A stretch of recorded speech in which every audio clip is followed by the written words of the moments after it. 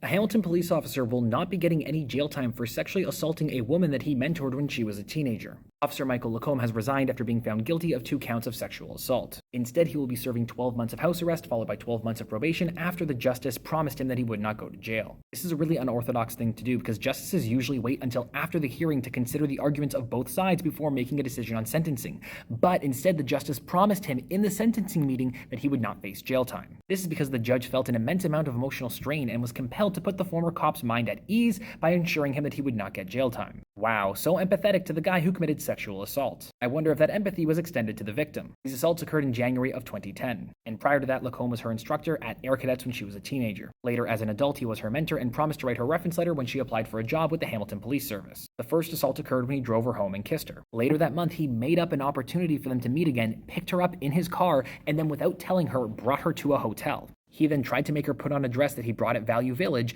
and then proceeded to put her on the bed, take off her shirt, and make her kiss him. He told the judge that the reason he did it was because he was trying to have an affair with his wife, which isn't really an excuse, but apparently it helped the judge to empathize with him. His defense lawyer argued that this is why it happened and that he should have been more attuned to her feelings. Obviously, this incident heavily affected her. She feels isolated at work as a police officer and suffers from panic attacks and has developed a strong fear and distrust of men. And when the investigation occurred, Lacombe initially lied to the SIU. And after all of that, the judge empathized with him and promised him no jail time because I understand and have no doubts that this has destroyed his life and he's suffering a form of exquisite agony, and to keep the sword hanging over his head, not knowing what's going to happen, in my opinion, as a fellow human being, is unnecessary. The justice system has failed this woman. This case is appalling.